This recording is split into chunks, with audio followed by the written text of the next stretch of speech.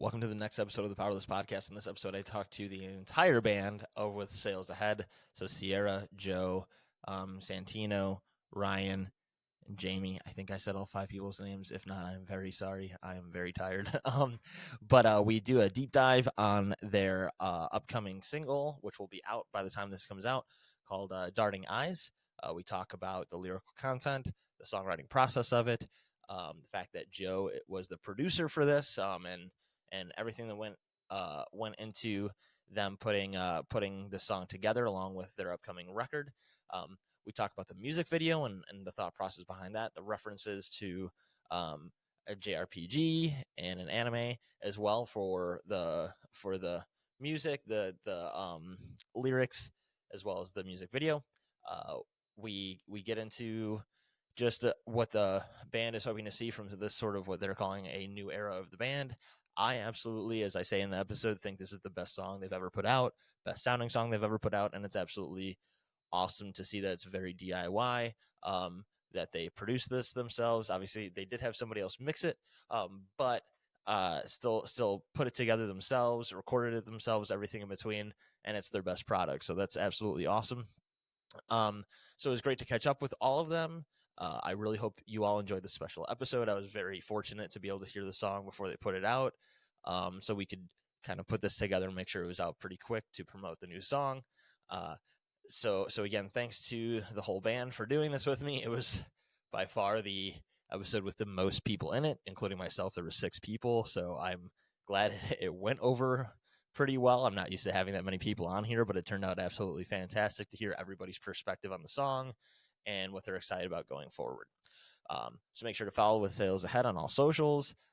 Check out Darting Eyes if you have not already. The music video will be playing at the end of this if you're watching on video. You can also just hear it if you're listening on audio. I just hope everybody enjoys it. So before we get into that, remember to contact me at thepowerlesspod@gmail.com if you want to be on the show. If you just want to tell me how much I suck at this, or want to say some positive things, whatever, I'm here for all of it. So contact me there. Also contact me on all socials at thepowerlesspod.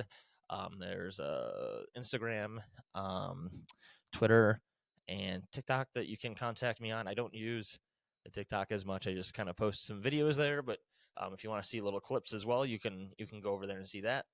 There's also a Patreon, $2.50 a month. You can support the show. I'm hoping to put these up early. Obviously not this one because the song is being released on the 15th. I am not going to put this out prior to the song being released. That would not be good to the band. But for the most part, I'm going to try to put these up early going forward for people that are supporters. So make sure you go there if you like the show and want to just kick in $2.50 a month. And I really appreciate that everybody is listening to the last several episodes, and we're coming up on a year of the show, which is absolutely awesome and weird for me to say. I thought I was going to do like 5 episodes and probably quit. So this will be the 37th episode, I think. So that's pretty awesome. So yeah, just make sure to check us out everywhere there. And if you want to support. If not, totally cool.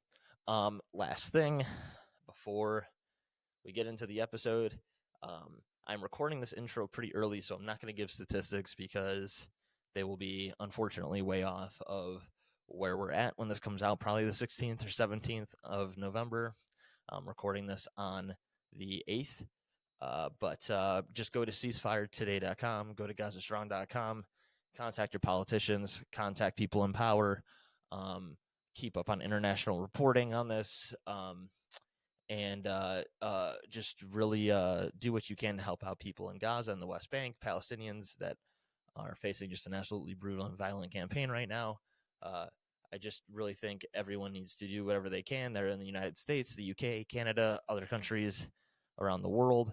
We've seen hundreds of thousands of people in protests, which is good to see. But until this is gone, we need to keep the pressure on. So if you care about human rights, if you care about people and children and everything in between not suffering and being bombarded senselessly and everything in between, just go to those links, ceasefiretoday.com or gazastrong.com, to see how you can help people out, whether humanitarily or put pressure on politicians or going to protests, whatever you can do. to make sure we can do everything we can to stop this and to just make sure that as many lives can be saved as possible. So again, I'm not going to talk about that too much more here since I'm recording this early and don't have any more information to give people. But one more time, go to ceasefiretoday.com, gazastrong.com, see how you can help people out in Gaza, as well as what's going on in the West Bank, in Palestine and Israel. So with that being said, let's get into the conversation with Sierra, Joe, Jaime, Santino, and Ryan from With Sales Ahead, talking about Darting Eyes and what we can expect from the band going forward.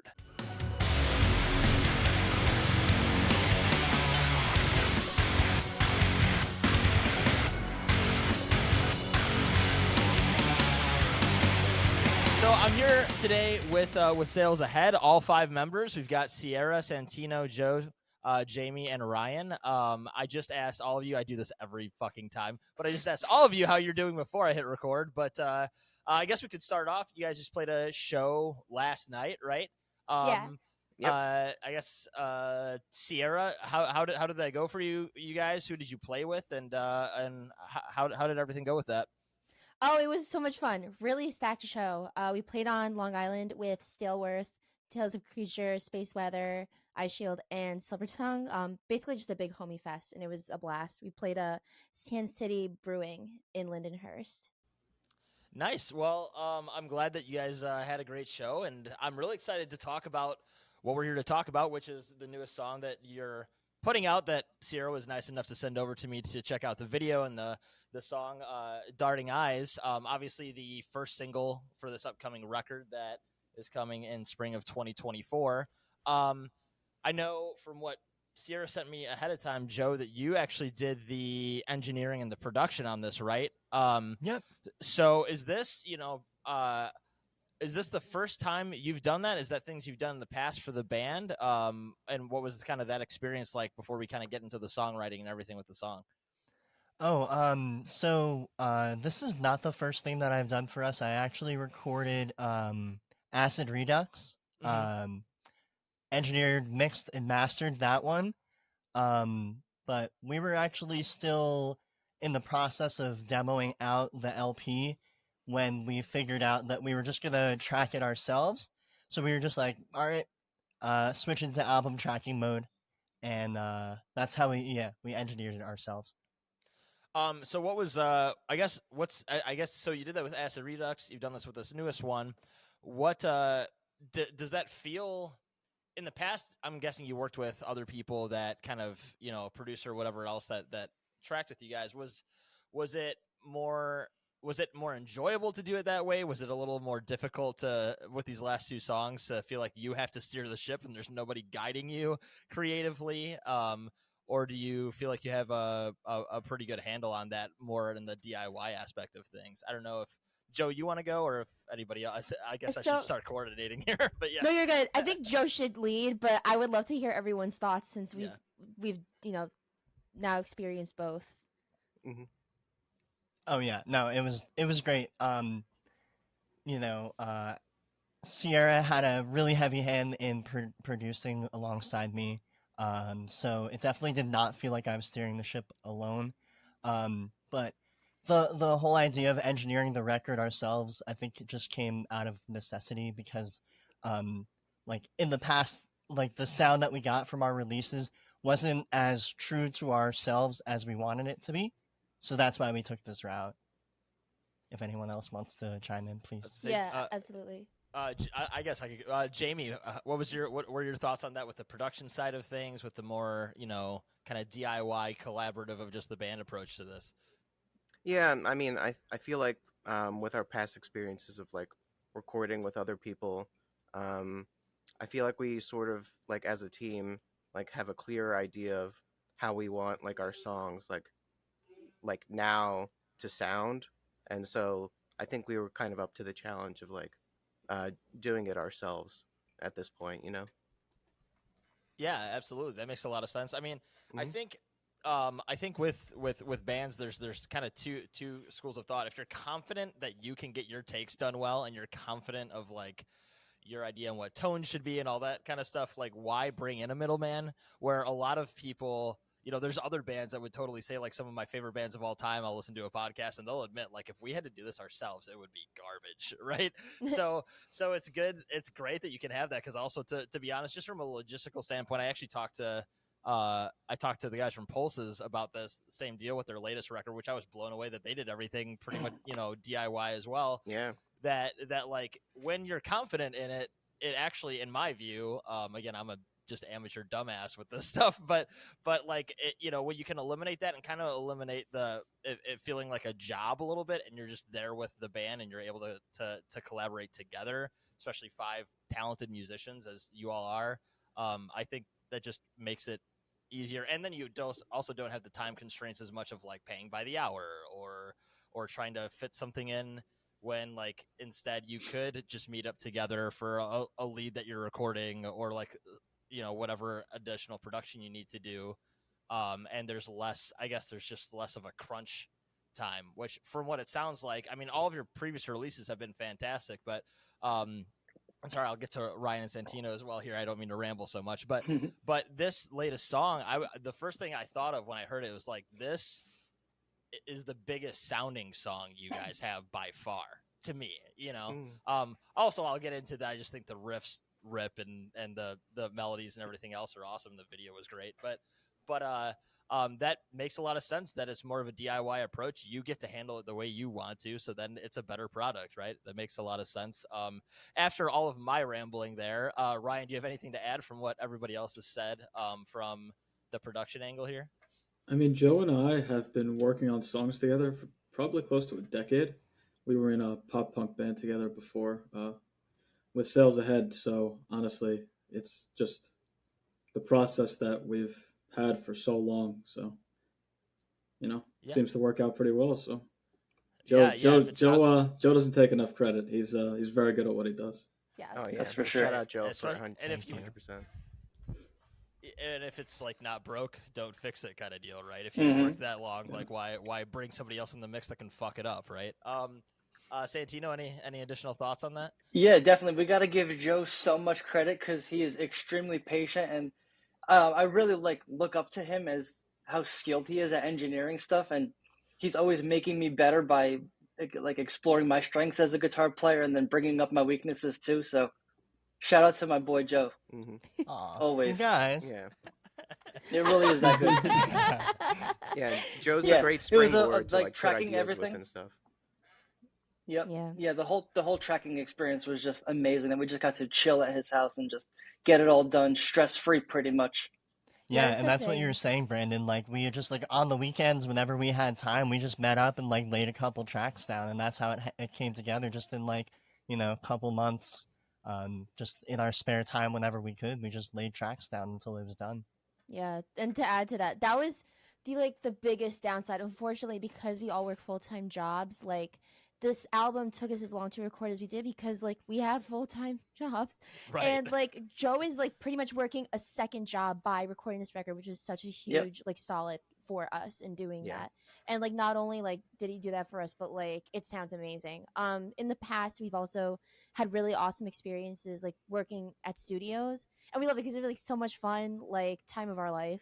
But unfortunately, like, what we found was, like, we ended up having to go back more because, like, whatever time we booked was never enough. And, like, we're only human. Like, I'm anal about how many takes I need, and I'm anal about my vocal takes.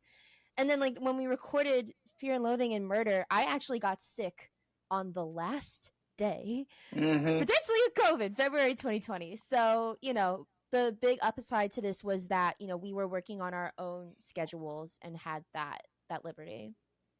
Yeah, and again, just makes, I don't mean to beat a dead horse with this one, but just makes a big difference, like you've all said, of, I think, time constraints. I'm not, I've never been as prolific of musicians as you all have, but I have been in the process of both recording myself and going in a studio at whatever capacity to record. And just the idea of, like, you walk away from a studio session and realize, like, I might have to go back and redo all of that. I'm not happy with, like, a bunch of different things. I'm working a job. I'm doing whatever else. It's like, that's just so much more daunting than going, like, hey, Joe, like, can we do this again? Kind of Yeah. deal. And it just makes a big difference. joke just because I'm a or to any of you, I guess, like I'm a music production nerd. I have some people that listen to this because I've had on producers before. Do you take more of an approach with like a lot of audio plugins? Did you record when it comes to the guitars, bass, drums, everything in between? I'm just curious, what were some of the things you use in this process? Gear nerd out with me here for a second. What did you work with? Oh, I'm so down to nerd out with you. Absolutely. I think the number one thing that I was like super adamant on from the start is live amps, mic'd up, and it'd be our amps, which is funny because I sold my Orange like not that long ago. But yeah, Santino and I got to use our Orange and Mesa amp heads with some beefy 412s that we mic'd up ourselves and recorded through my interface. So that was like the number one thing. I didn't want to plug in or plugins. I didn't want someone else's amp that like didn't sound like us, and that's like I don't know. It was like the biggest thing, and anyone else like That was vocals, awesome. right, Sierra? It was great. Yeah. No. Yeah. Yeah, I can't Yeah, really say much towards the guitars. Yeah, Santino might be able to speak more to that. I like again I like seeing you get into like engineer mode and just to see how you rig everything up so professionally. It was like amazing experience. Yeah. Oh, and also like professional like sound panels are like the number one thing. So like actually, you can actually see one right here with my Hail the Sun flag wrapped around it.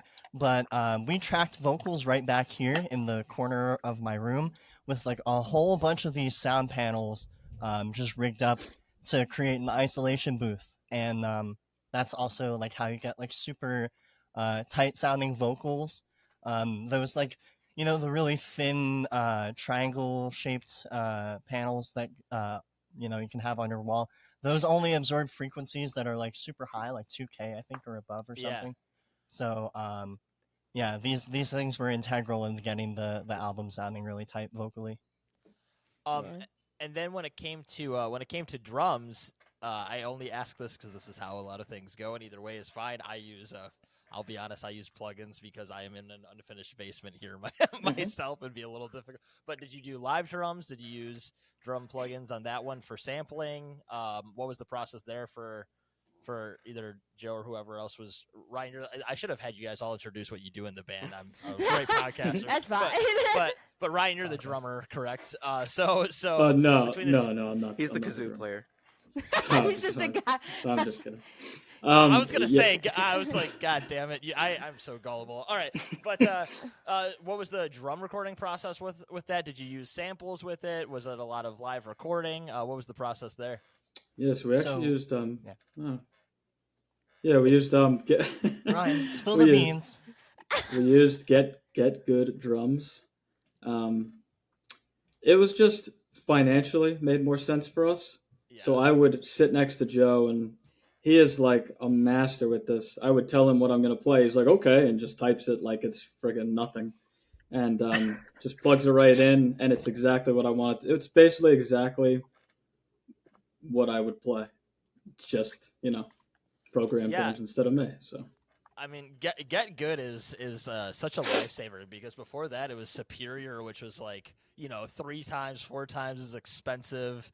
Then you get GGD, and it's like I don't know. I think one of the ones that I use the most is Modern and Massive. I don't know which ones you used, but it was like $50 when I bought it. Yeah. It was like, this is ridiculous. Now I suck at it, so I have to still send it to somebody else to do. But like, yeah, I mean, you can get such good sound, and as long as you can be meticulous about it. And again, the drums sounded real. That's why I had to ask. The reason why I ask that is sometimes, the opposite happens where people use GGD or Superior or something, and it's like more of it's not as intricate of music as you guys as well, which it would be difficult to do it this way, but like where they record it to where somebody has would have had to have 4 arms to play what they're doing. And that's not how this was. That's why I figured I would ask, because it very much sounds like you could have recorded it in a, live drum room. But hey, GGD is awesome. That's great. Which did I call it? Did you use Modern and Massive, or what did you use, Joe? Yeah. Okay. Awesome. Yeah, it's the best one. Good call on that. Ryan, like if if he wasn't next to me for the entirety of the drum programming process, I would have programmed stuff that required 4 limbs, or 4 arms. So like everything, like Ryan said, is exactly how he would have played it. The only thing that I would have changed is if we had like an electronic drum set and just connected via MIDI. That way, it really could have been his playing. I would have preferred, but yeah, for financial reasons and time constraints, it was programmed drums. Yeah, it's so hard to get a good live room to record drums to It's begin true. with. You have to, that goes back to booking a studio, whatever else. But yeah, again, the octopus arms thing, that's like a guitarist programming drums. Like that Oh, is yeah. Yeah, such it a- is. the cliche, No, you for know. sure. Yep. Yeah. Yeah. I remember listening to Craig Reynolds on his podcast. He was talking about the first Spirit Box album, and he said he found one spot where he was like, "Nope, that's GGD. You could not have done that." And they were like, "Damn it, you got me." You know. Yep. So good on you guys for making it as real as possible. So going from there for the songwriting process, we'll stick specifically to Darting Eyes, and then I'll obviously ask about the lyrical content, and then going forward what we can expect from the album. If you all or some of you feel like coming back to do an album track by track breakdown when it comes out, would absolutely love to do that. Yeah. Oh, hell yeah. But to start off for the songwriting process for this song, or in general for all of you, when it comes to songwriting for With Sales Ahead, is it more collaborative? Is it one of you brings 60%, 70% of a song idea? Is it sitting in a room and jamming a little more old school? What's the general process? Or I guess I should ask, what was the process for writing this song, if you can remember specifically? I don't know who was the mastermind behind it, so whoever that was, go ahead and go for it. Yeah. I don't want to talk anymore. I'm taking over too much. Can someone else go? Someone else. Yeah, Why Joe don't did write the Well, song. here's You- the thing, though. Well, Joe, you Yeah. wrote the song, though. So here's the thing. Yeah. I'll just say a general, blanket state, summary.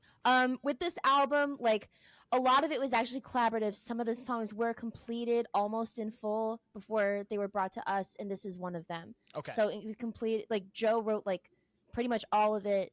Dropped into us, but I wish I could tell you when or where. So I was hoping you could fill in that blank, Joe. But Yeah. Yeah. It was yeah. a while ago Yeah. when we I were actually- so in long Red Bank. ago. Yeah, it was a while I ago. Came in I- with the riff.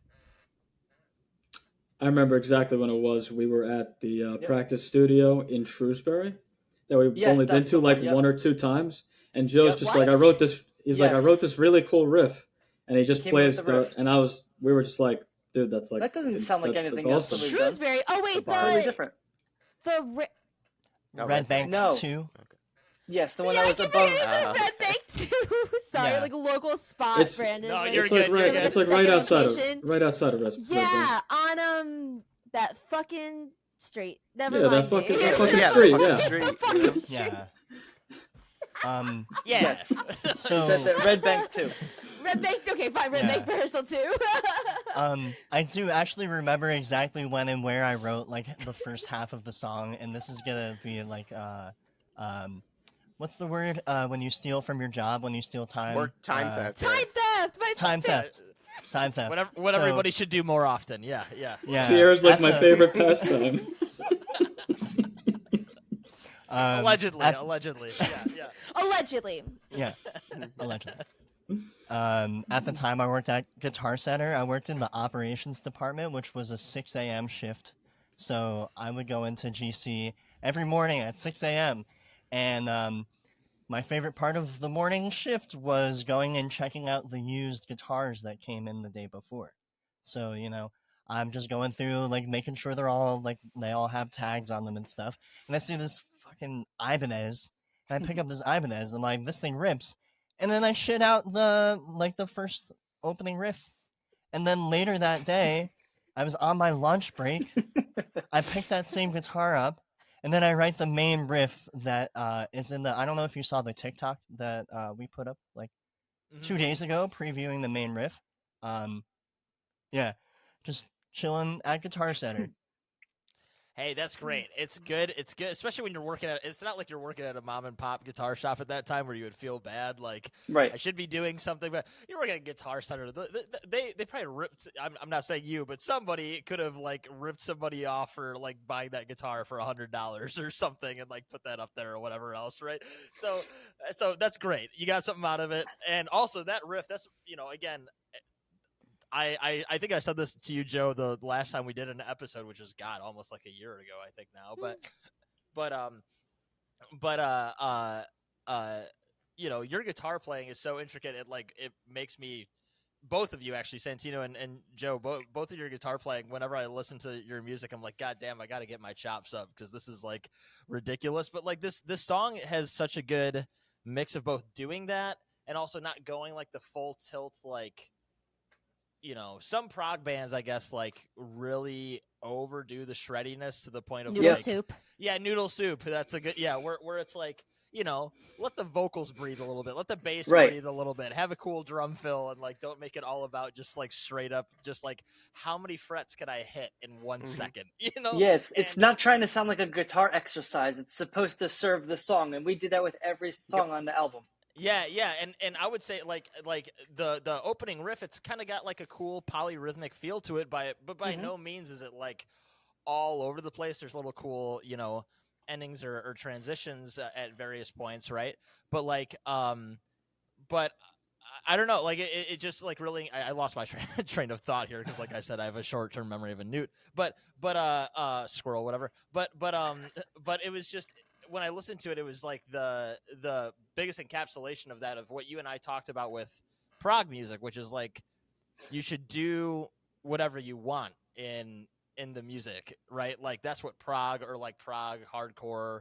That's what I would kind of call you guys, or prog post hardcore, right? Like It works. that the biggest thing about it is that like you're adding in these cool little polyrhythmic things, but yet it's still like has a cool groove to it, right? Like somebody that isn't a music nerd would still be into it. So I could totally see you bringing that to the band and instantly being like, yeah, we got to turn this into a song like Go Time. Because when I first heard the opening riff, I was like, oh, this is gonna be my favorite With Sails Ahead song for sure. So Thanks. so and it was and it is. So yeah, so going from that, so did you so in essence, Joe, you wrote a majority of that song and just kind of brought it to the band? Is that kind of how it went? Right, but credit to Santino because I had like a very like shell of a part right after my main riff, and I was like, "Can you please put something fucking awesome here?" And he did. So it really goes to show that, this is one of the few songs that's like mostly me. The rest of the record has tons of collaborations on it that we're really excited to share. And even Darting has its moment where we collaborate a little bit, and it's like it brought the song to a whole higher level, in my opinion. So from going from that, this is kind of off topic, I guess, but Jaime, I should have mentioned this again before, but bass player to the band. I wanted to ask you real quick because I saw you. I think it's the same bass you played I was at the Chicago show. Yes. That you played. The first thing I noticed about all of you that I had is you play like a pretty unique bass for I think this kind of music as well, and I noticed it in the music video. Is that again, I'm nerding out here because I also play bass, but I own the shittiest basses on the planet. What bass is that? And also, who are like some of? I guess I could ask this for you too. Like, who are some of your kind of influences when it comes to playing? Okay, well, as far as like the bass goes, surprisingly, that's actually a Fender bass. It's called the Katana. It's a Japanese model. It was originally like I think like a Squire model, like in the 80s, back when they were like a separate company or whatever. But then some Japanese bass player in like a big band like over there just decided to like bring back the Katana model like as a full on Fender as like a signature model for this dude.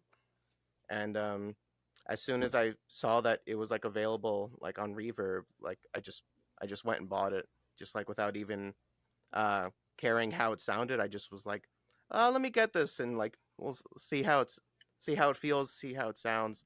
And it ended up being like the sickest bass I own because it plays great, it feels great, like it's like the best neck of like any instrument I've ever played, and so it happened to be a very very good purchase. And yeah, as far as like influences go, oh what? I was it. Go Okay, ahead. Go ahead. yeah. Sorry. And as far as like influences go, um, I would say the bassist from the band Carnival. He's always like my number one there.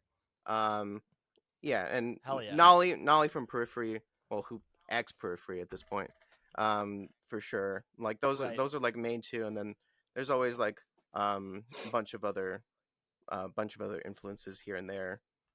But I would say those are like the main two for me. Yeah. Yeah, I just wanted to bring that up real quick because I was watching the video and I remembered also seeing you live at the Chicago show. That this is a very unique bass. I had never seen that one before or since. Like I actually was like I thought maybe that was some weird company, but it's actually a Fender one, just kind of like a very niche Fender bass. That's really cool. Sorry for my ADHD brain on this, but going from after Joe kind of talked about his take on this song. You referenced Santino added a little bit to it as well. What was your kind of what was the what was it that you kind of added to the table with this song that kind of brought it to the finish line, I guess? It was like there was about 4 to 8 empty measures that I was assigned to fill in, and I just wanted to do something that I knew I wasn't going to struggle with, but would sound a little flashy, but also fit the song. And it's like I listened to a lot of Avenged Sevenfold, one of my top favorite bands. So I was thinking, like, how can I kind of get influence from that and not make it too much like a guitar exercise? Like I said before, I want to make it serve the song and not just be like, look what I can do, look what I can do. And it's pretty much what I did. Just fill in the blanks of something that I think would be fun to play and serve the song. Yeah, well, that makes a lot of sense. And again, that's how collaboration works, right? And I love that you say Avenged Sevenfold's one of your biggest influences. They are. I owned I actually it got stolen at the Rave in Milwaukee, but I owned the Sinister custom guitar from I'm familiar with that one. I had a choice of my parents when I was graduating high school of either having a graduation party or then giving me a few, some money to help me out buying the dream guitar because like Avenged Sevenfold is so easy choice. Yeah, easy choice, and then then it got damaged. I don't have it anymore, but I empathize because like that band is underrated with like the influence I think they can have on prog music. I think some people kind of like loop them into things that they're not. But Sinister Gates and Zachy are just like such good influences. So that's awesome. Yeah. I mean, again, I can hear a little bit of that shreddiness again, like I said in there, but it doesn't overpower the song. It's not like a noodle fest by any stretch of the imagination. That was the goal. I wanted it to be fun and like, because we write and play guitar music stuff. So it's got to be in there somewhere. And I think it's just something that's perfectly appropriate without going overboard. 100%. Ryan, do you have anything else to add about the song with the songwriting process or anything of that nature, or your feelings on it instrumentally? No, I think we covered everything for this song in particular. All right, sounds good. Sierra, I would guess that you are the person that wrote the lyrics for the song. I could be wrong. You guys could be more collaborative on that. Can you speak to a little bit of what I guess also vocally? With the melodies and everything else, what you were going for there as well, or any influences. But lyrically, what's the song about? What were the influences there? And just kind of speak to that. Sure.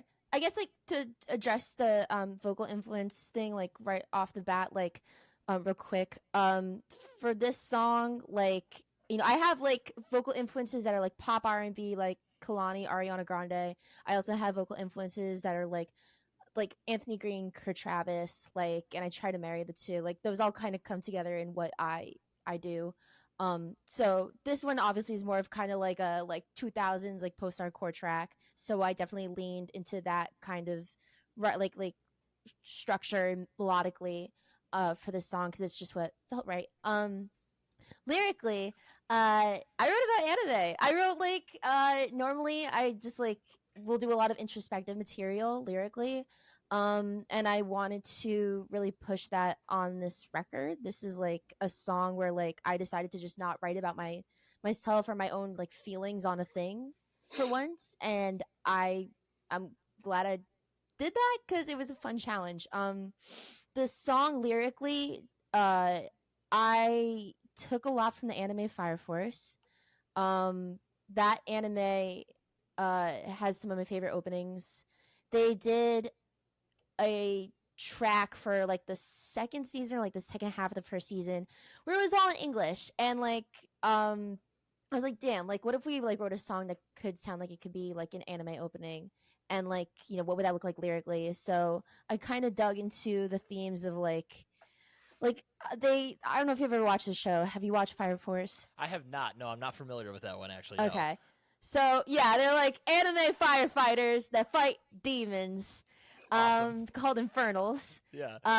And there's an arc of the show where they have to go into the Nether, underneath their civilization, to fight these bad guys in the dark. So like I kind of took from that arc of the show, and just, you know, wrote a big bad scary fight song about fighting bad guys, and it's fun. I love Yeah. it though, because you still wrote it. Like I didn't have the lyrics right on hand when I was going through it, but like the first, I think it's like the first like post chorus where you're doing some screaming lines, and it like I think you said something about like facing death, something to that effect, right? Yeah. Yeah. And so like it still feels like a like a deep angsty post hardcore song in a good way, Yeah. right? Like so, but that's awesome. I love when people do that, when you just like completely reference a just like another work of art, television show, anime, movie, whatever, book. I do that shit all the time myself, and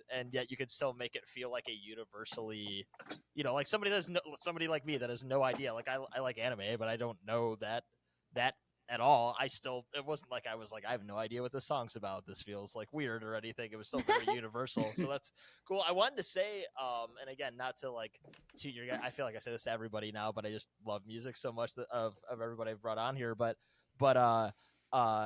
this is also, in addition to this probably being my favorite song of yours so far that I've heard.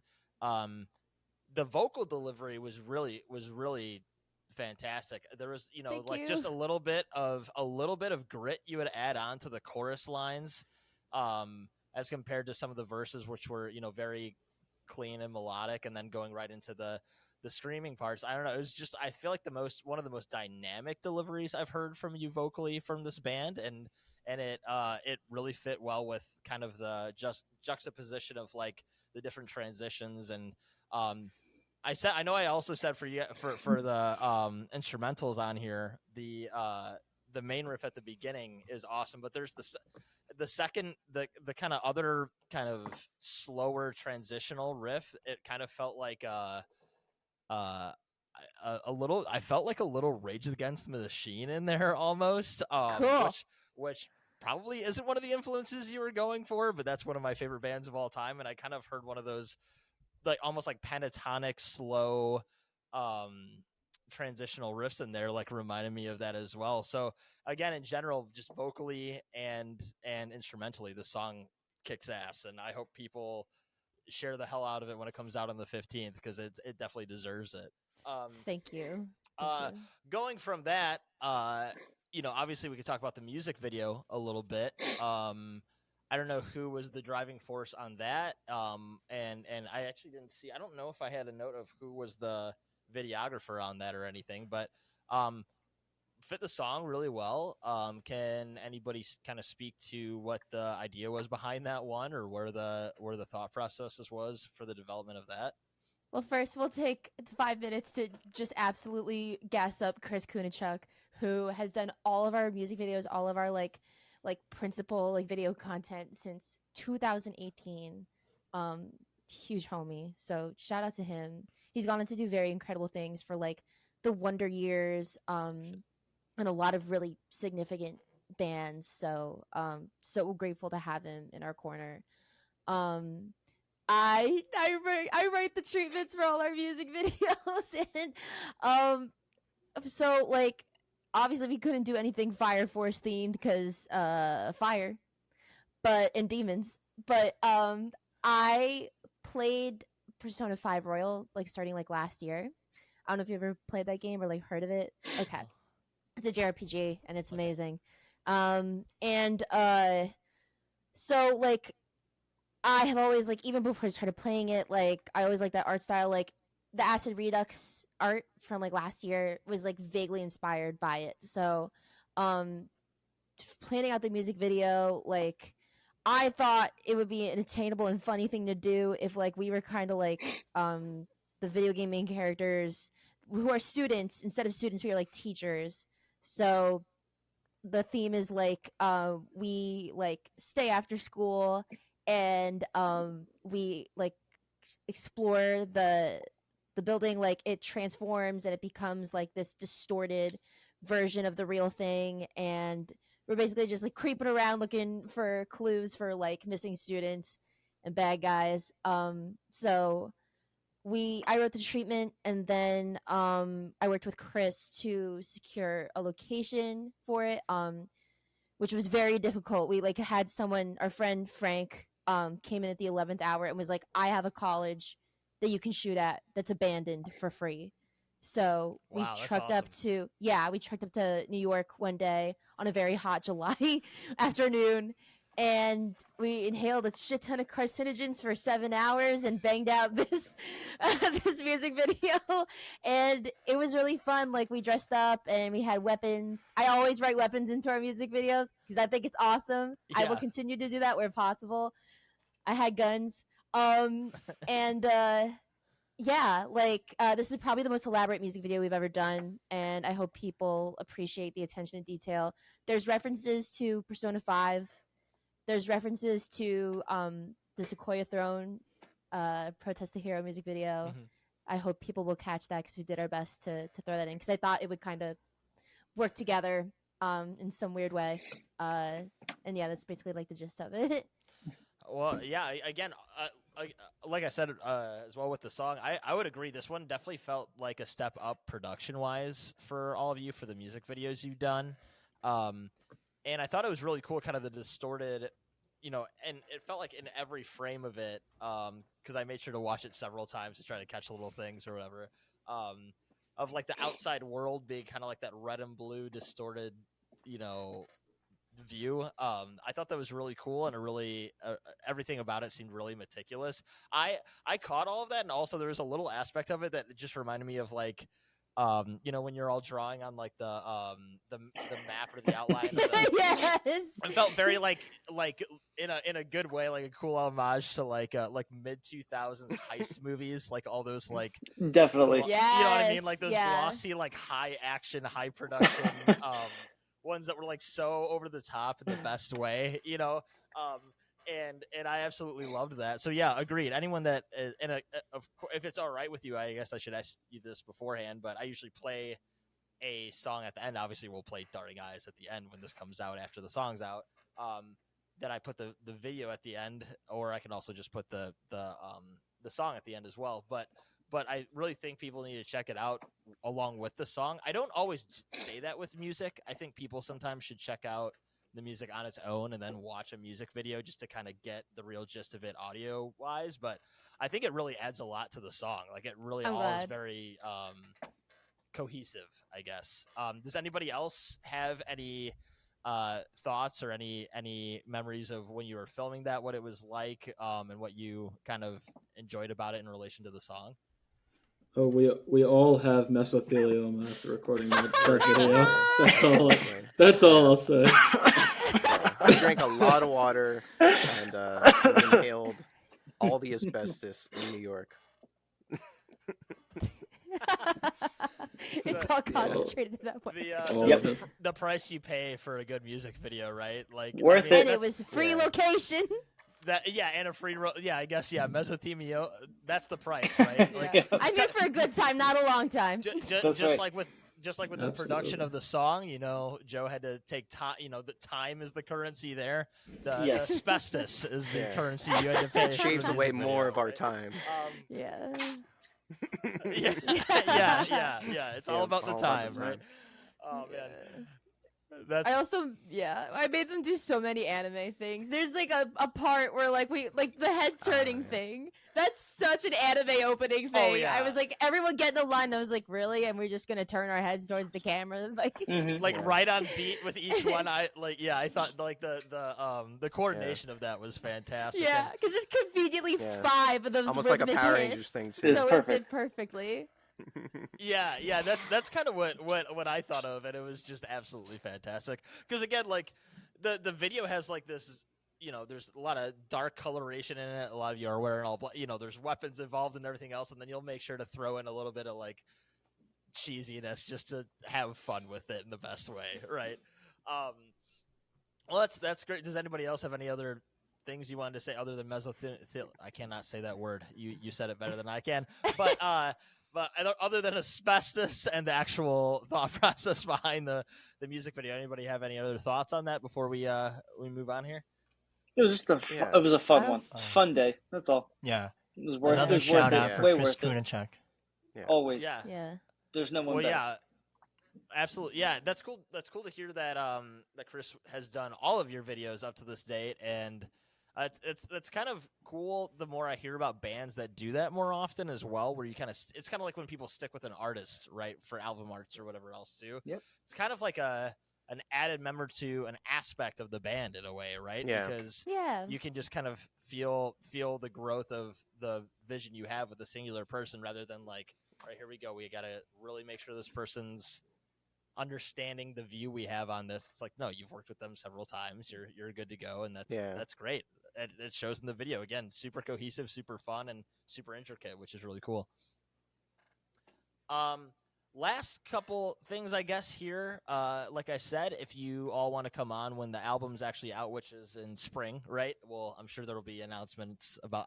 I guess I was going to ask this too before we started recording, but is the announcement of the album coming with the single, or is that coming at a later date?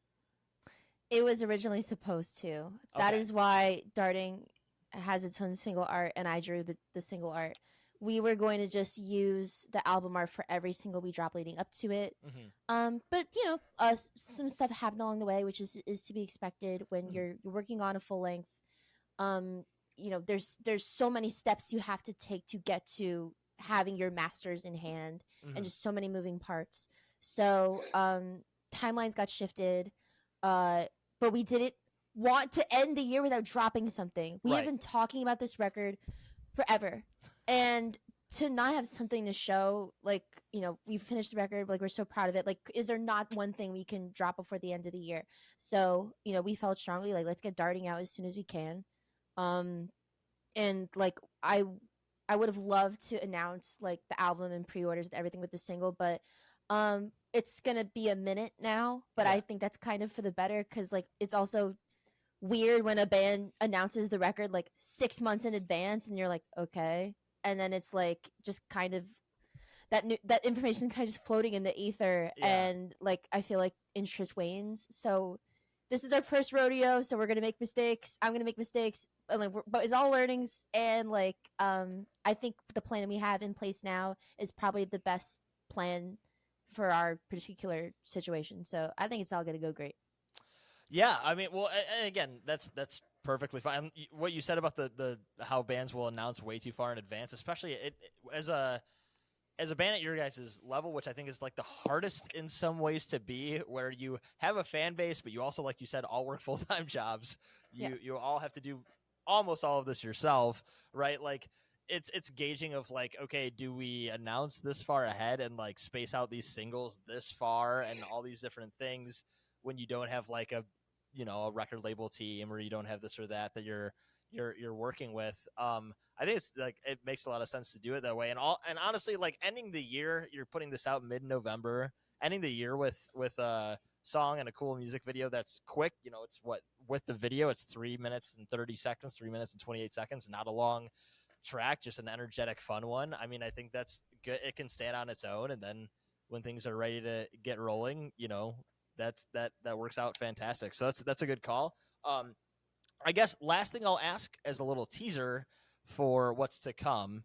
I'll ask each one of you. Maybe I'll start with Ryan, then Jaime, Joe, Santino, and then end with Sierra. what are you excited for people to see from this next era for your band? I know with the pictures and stuff you put out, you literally said this felt like a completely new era of the band.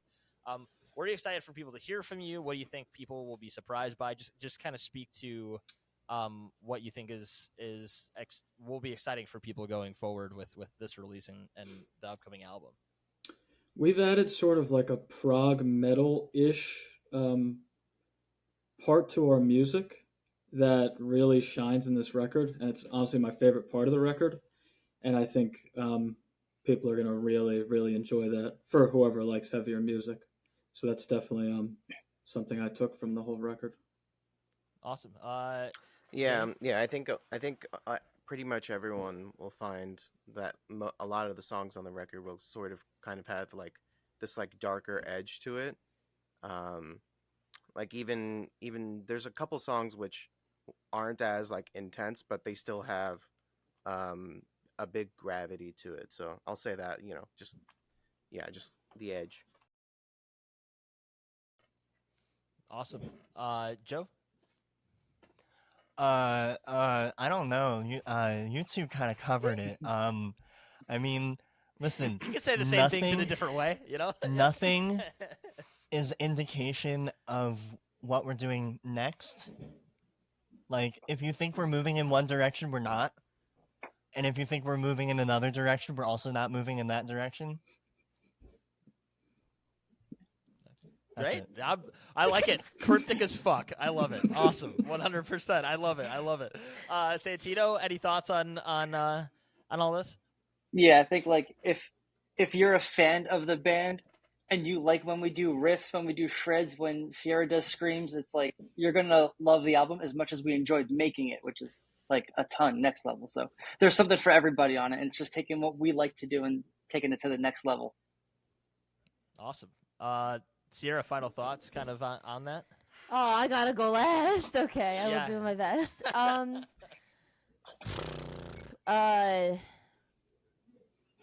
cry. A lot has like led up to this record, and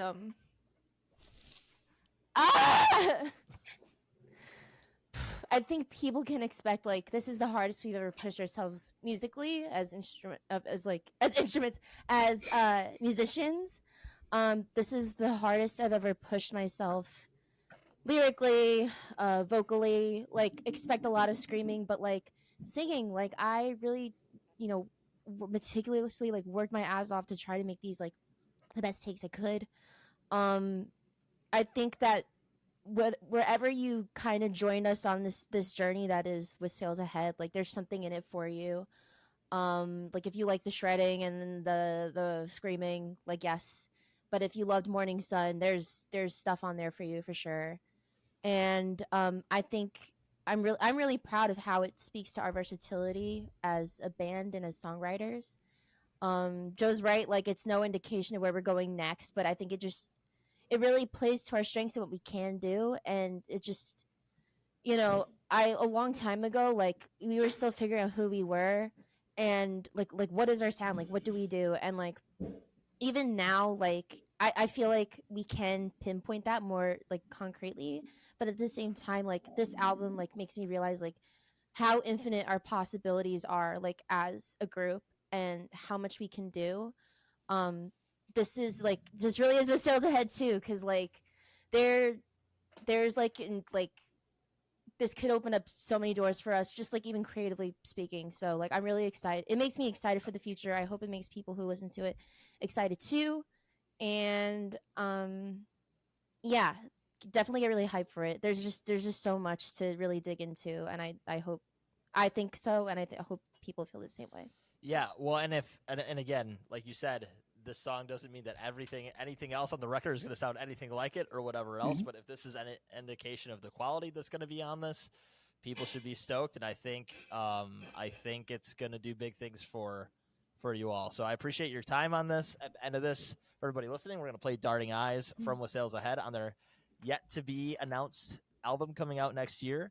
Thanks you all so much for doing this with me. And again, like I said, if you are up for doing a track by track deep dive, yes, when this comes out, I am more than stoked to do that because starting this podcast, I wanted to learn about new bands that I hadn't heard of before. I wanted to find out about bands that you don't necessarily hear about because they have like hundreds and hundreds of thousands of whatever followers and listeners and signed to Rise Records or something on and yours and Pulses and a few other bands. It's been my favorite part about doing this. So I'll leave it at that.